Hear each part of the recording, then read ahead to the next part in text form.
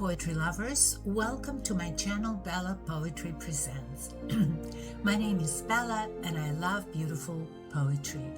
In our second segment of our third series, The Best Russian Poets of the Silver Age, we will discuss another wonderful Russian poetess, Anna Akhmatova. Anna Akhmatova is regarded as one of Russia's greatest poets. In addition to poetry, she wrote prose, including memoirs, autobiographical pieces, and literary scholarship on Russian writers, such as Alexander Pushkin. She also translated Italian, French, Armenian, and Korean poetry.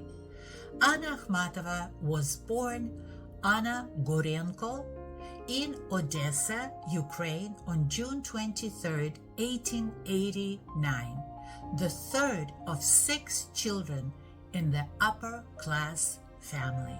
Her father, Andrei Gorenko, was a naval engineer and descendant from a noble Ukrainian Cossack family, and her mother, Inna Stogova, was a descendant of the Russian nobility with close ties to Kiev. Her family moved north to Tsarskoye Selo near St. Petersburg when Anna was only 11 months old.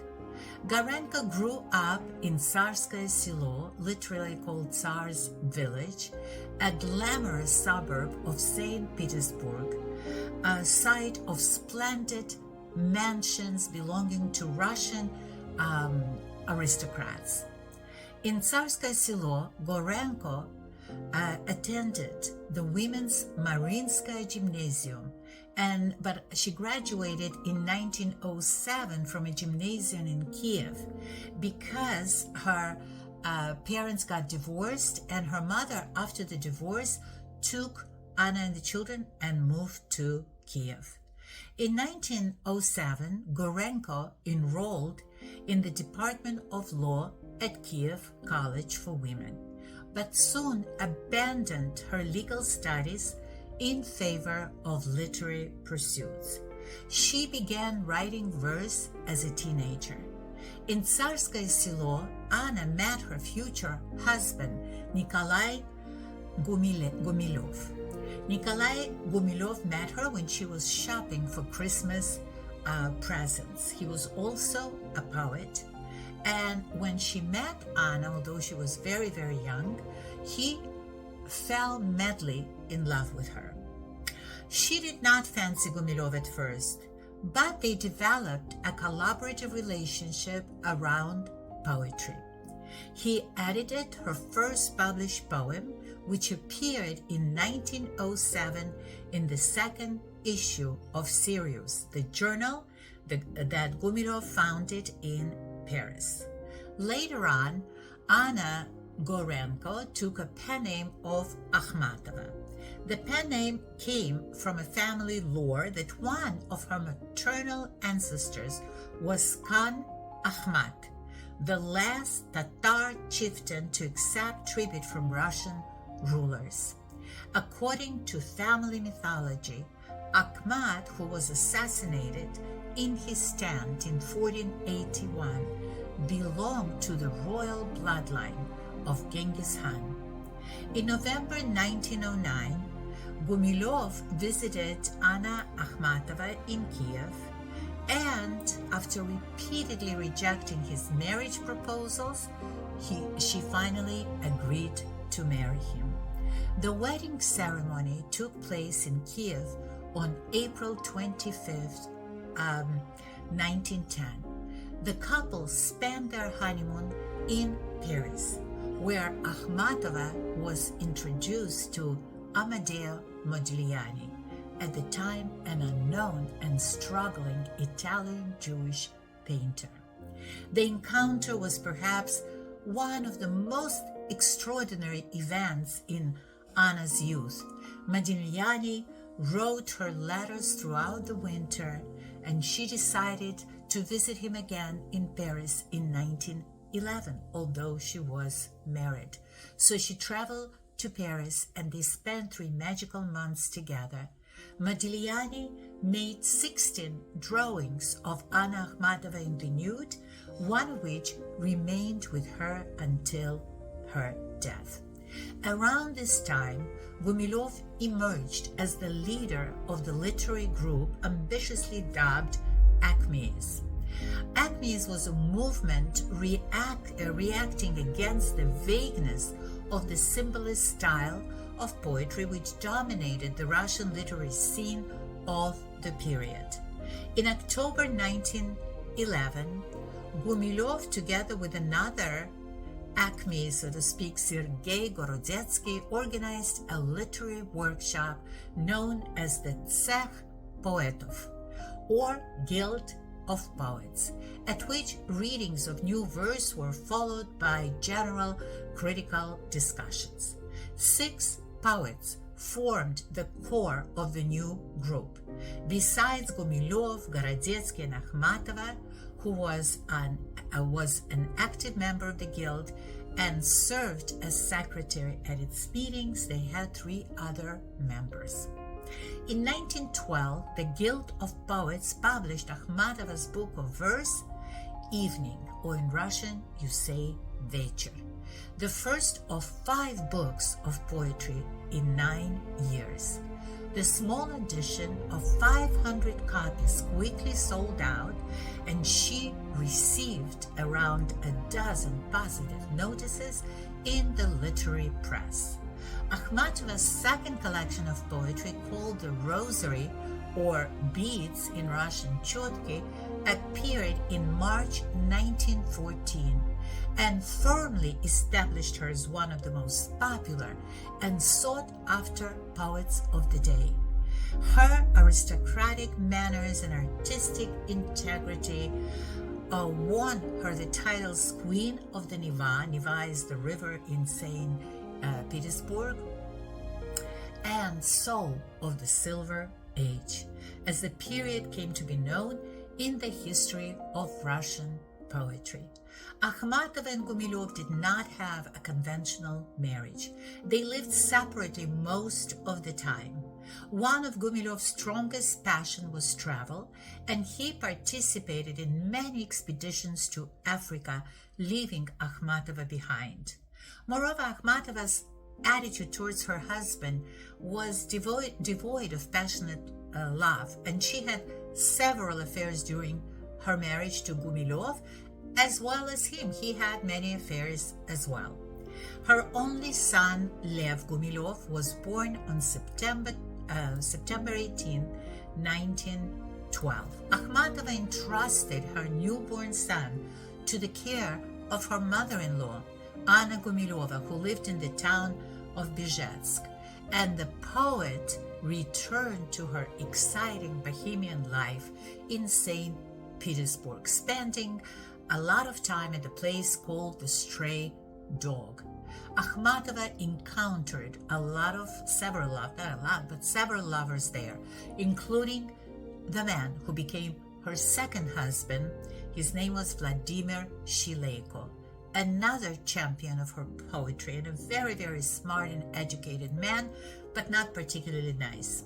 On August 1st, 1914, Germany declared war on Russia, marking the start of the dark storm of World War, Civil War, revolution and totalitarian repression for Russia. The Silver Age was coming to a close.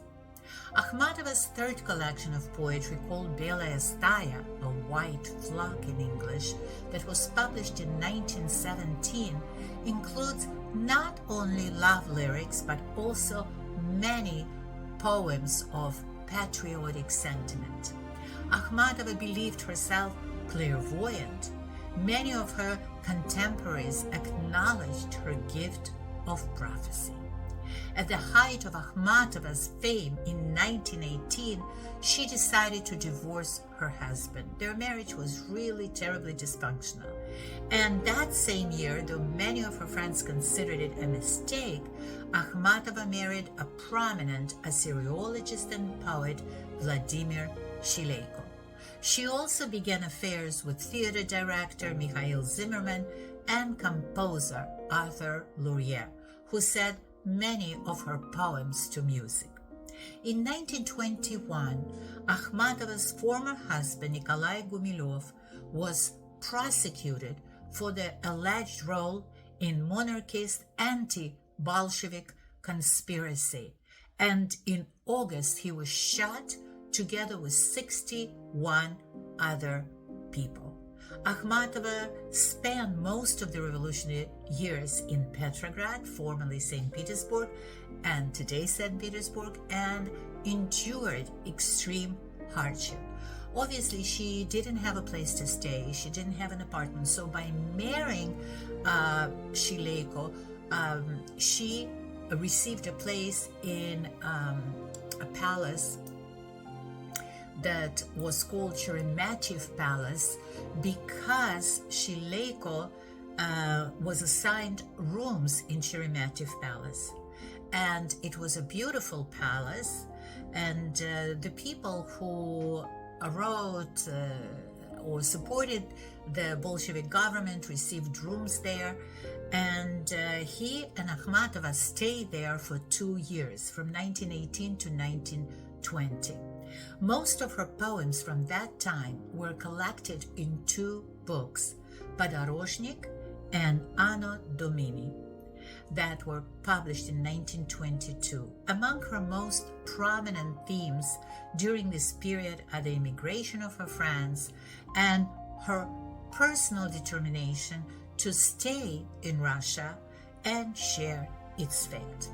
Now, the marriage, just like her marriage with Gumilov, the marriage of Akhmatova and Shileiko was very unhappy. He was abusive to her, but she didn't have a choice but to live with him, because she had nowhere to go. She had no money, she had nowhere to go, and at least she had a roof over her head. They lived together on and off for several more years. When in 1924 he was allocated 2 rooms in the Marble Palace, she moved in with him and lived there until 1926. In 1926, finally, Akhmatova and Shileiko divorced, and she moved right away with another man whose name was Nikolai Punin. Nikolai Punin lived with his extended family again in Sheremetyev Palace, where she lived before from 1918 to 1920 with Shileiko. So she moved in with Punin. Like Gumilov and Shileiko, Akhmatova's first 2 husbands, Punin was also a poet, just like them. He first met Akhmatova in 1914, and he became a frequent guest in the home that she then shared with Gumilov.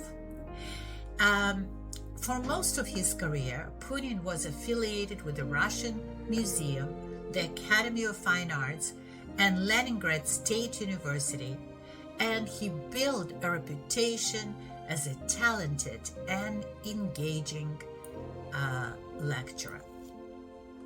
In 1922, as an eminent art historian, he was allowed to live in a wing of the Sheremetyev Palace. Although Akhmatova was not a real wife, she was a common law wife to Nikolai Punin, an art scholar and lifelong friend whom she stayed with until 1935. He also was repeatedly taken into custody, like a lot of poets and scholars at that time, and he finally died in Gulag, which was a labor camp, in 1953. In 1920s, Akhmatova was denounced as an ideological adversary, and in 1925, all of her publications were officially suppressed. She calls these years vegetarian years because she really had difficulty making a living. During what she termed, as I said, vegetarian years, she made acclaimed translations of works by Victor Hugo, Rabindranath Tagore and Giacomo Leopardi, and pursued academic work on Pushkin and Dostoevsky. She worked as a critic and essayist, though many USSR and foreign critics and readers concluded that she had died because she didn't write poetry. She didn't publish poetry at that time. She had little food and almost no money.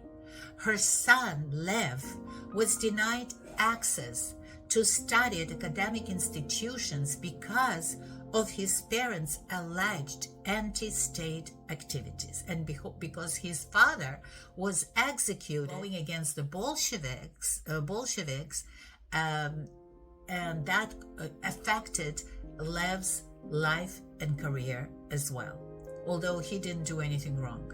Her close friend and fellow poet, Osip Mandelstam, was deported and then sentenced again to Gulag labor camp, just like her third common law husband, Punin.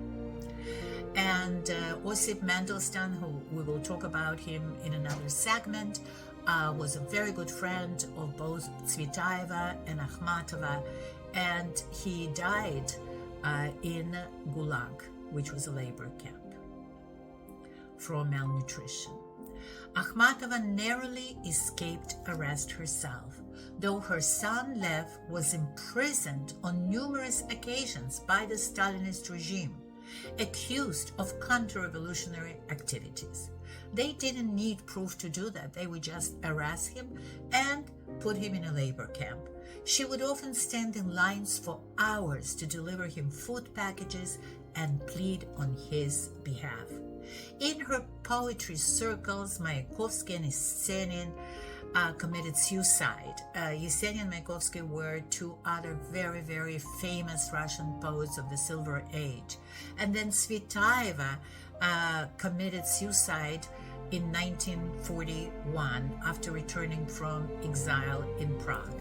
Between 1935 and 1940, Anna composed her long narrative poem she called Requiem. And it was published for the first time in Russia during the years of perestroika in the journal October in 1989.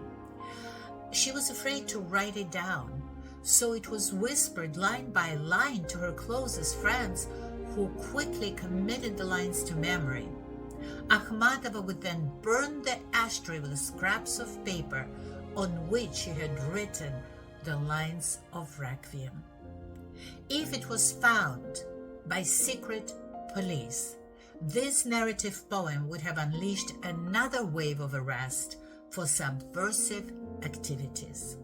As I said before, Russian poetry was a propaganda tool, and the government used it very effectively. And those who didn't play by the rules of the Bolsheviks had to pay a very heavy price, being executed or sent to the labor camps to die in Siberia.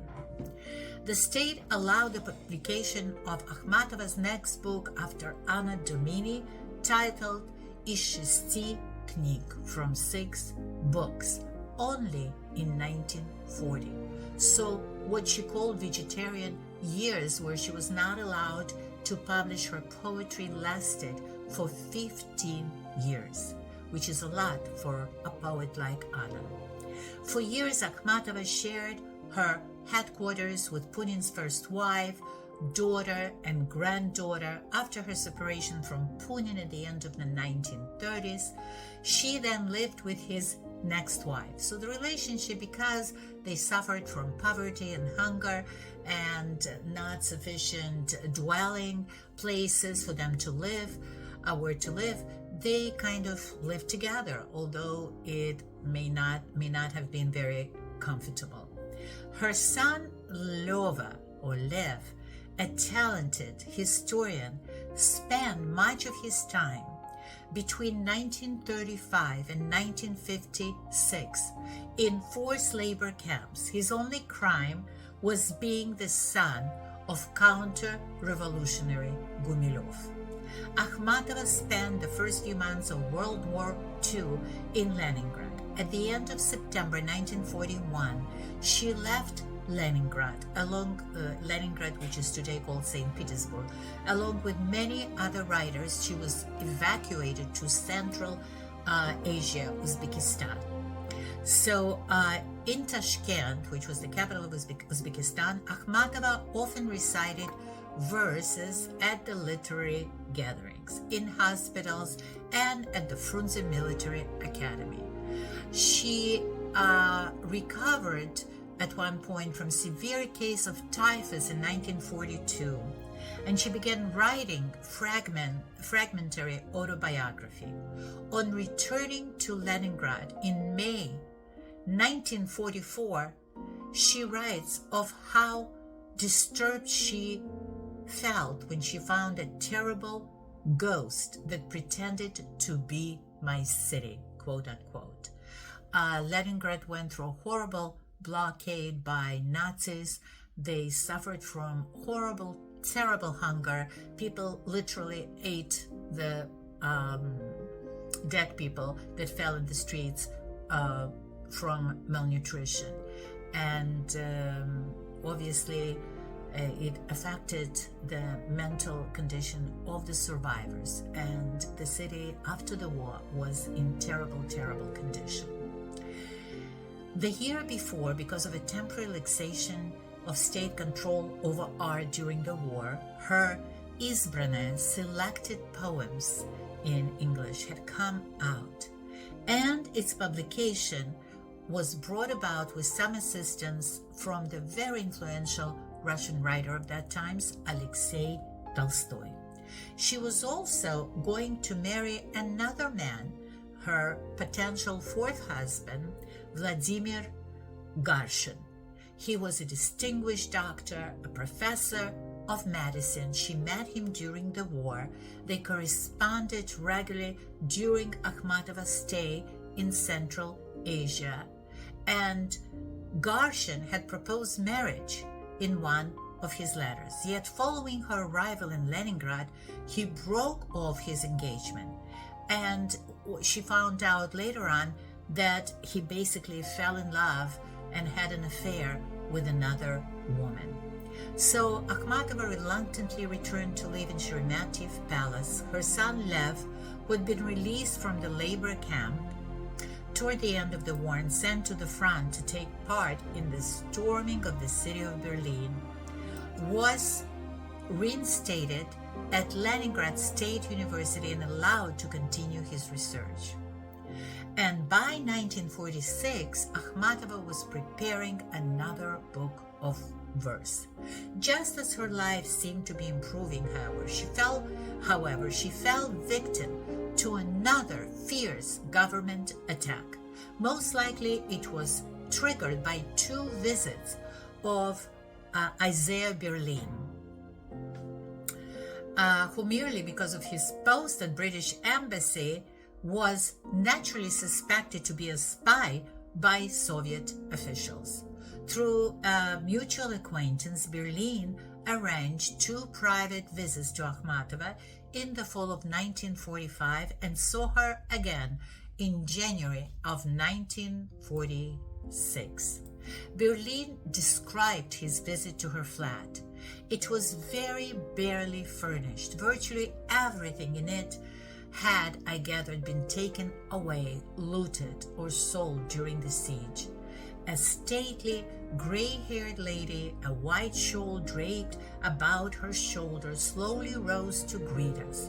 Anna Akhmatova was immensely dignified, with unhurried gestures, a noble head, beautiful, somewhat severe features, and an expression of immense sadness. She paid a high price for these moments of happiness and freedom. In a condemnatory speech, the party secretary dismissed Akhmatova's verse as pessimistic and as rooted in bourgeois culture. She was denounced as a nun and a whore, which is obviously an oxymoron. She was expelled from the Union of Soviet Writers, and the loss of this membership meant severe hardship, as food supplies were scarce and only Union members were entitled to food ration cards. Almost all copies of her recently published books were destroyed, and further publications of original poetry was banned. Most significantly, Lev, her son, who had just defended his dissertation, was rearrested in 1949.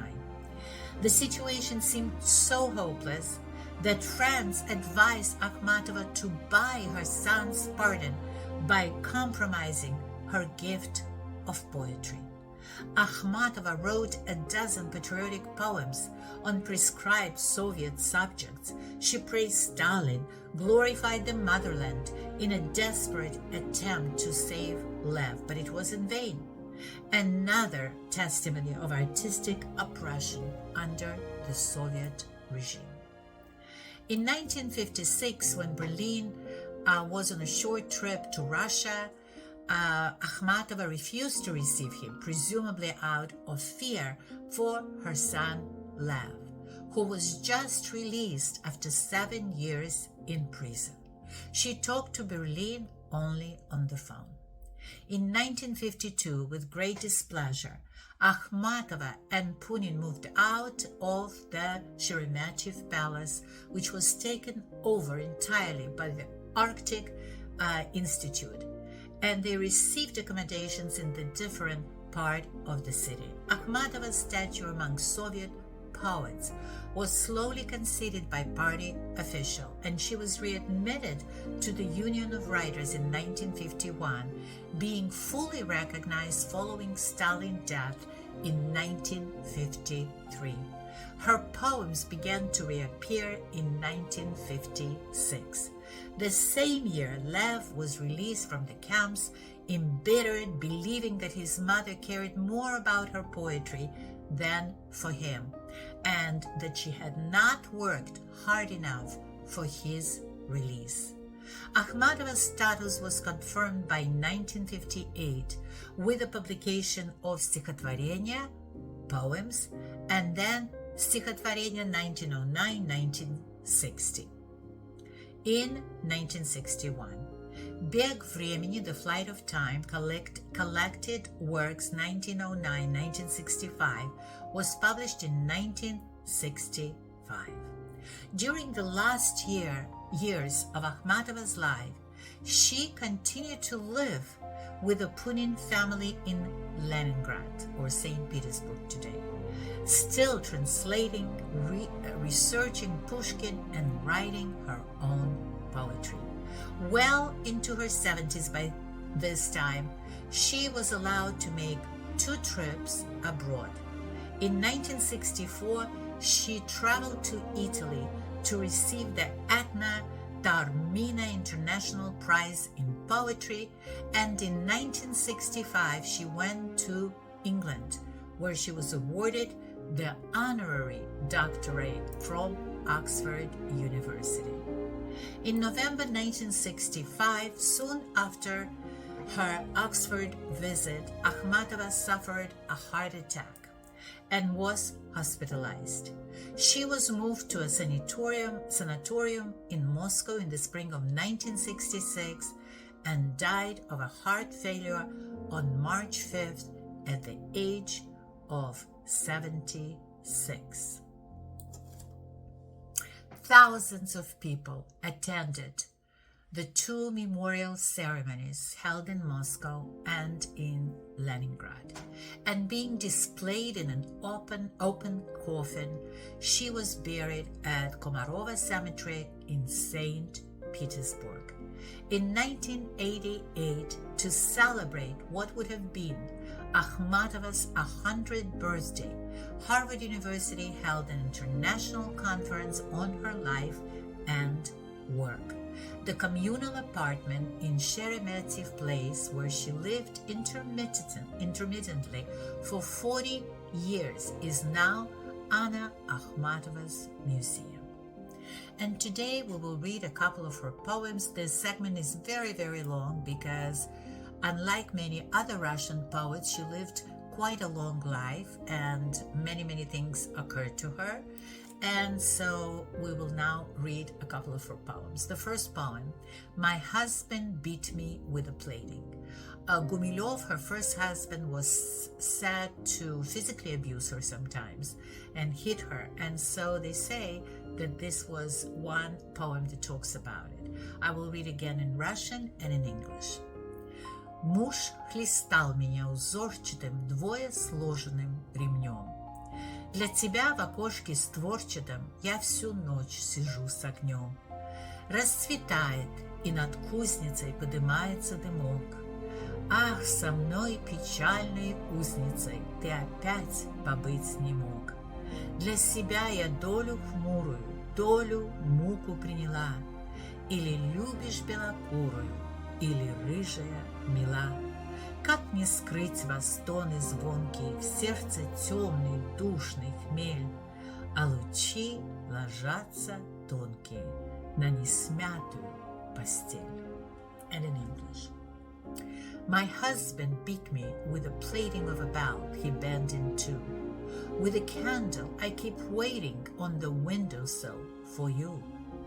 It is dawning, smoke is weaving, rising up above the forge. Oh, for me a captive grieving, you again did not emerge. It's for you such fate I bear, filled with torment and ordeal. Did you fall for someone fair? Does a redhead now appeal? How to mask such ringing moaning? Heart is stifled, drunk with dread, as the thin rays of the morning grace the still, unrumpled bed. And the translation was done by a wonderful translator. I love his translations. His name is Andrei Neller. And we'll read her second poem, He loved three things alone. Он любил три вещи на свете. За вечернее пение белых павлинов и стертые карты Америки, не любил, когда плачут дети, не любил чая с малиной и женской истерики. А я была его женой. Again, I think this poem is written about Gumilev. And the translation. He loved three things alone: white peacocks, evensong, old maps of America. He hated children crying, and raspberry jam with his tea, and womanish hysteria. And he had married me. And it was translated by Donald Michael Thomas. Let's read the third poem. It's one of the most famous poems that she wrote, and it's called Сероглазый король.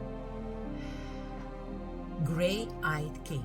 Слава тебе, безысходная боль. Умер вчера сероглазый король. Вечер осенний был душен и ал. Мой муж, вернувшись, спокойно сказал: знаешь, с охоты его принесли, тело у старого дуба нашли. Жаль королеву, такой молодой. За ночь одну она стала седой. Трубку свою на камине нашел и на работу ночную ушел. Дочку мою я сейчас разбужу, в серые глазки ее погляжу, а за окном шелестят тополя. Нет на земле твоего короля. Actually, this poem was written in 1910 in Tsarskoye Selo, and this is a translation. Inconsolable anguish, I hail your sting. Yesterday died the gray-eyed king. The autumn evening was stifling and red. My husband returned and casually said, back from the hunt with his body they walked. They found him lying beside the old oak. I pity the queen, so young, passed away.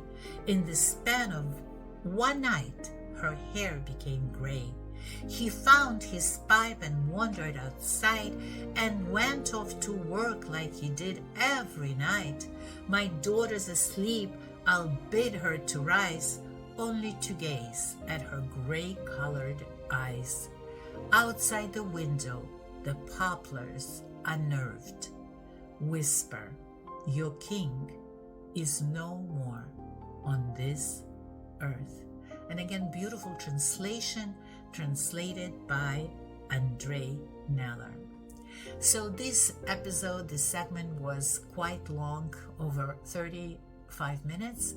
Thank you so much for listening to the story and the poetry of Anna Akhmatova.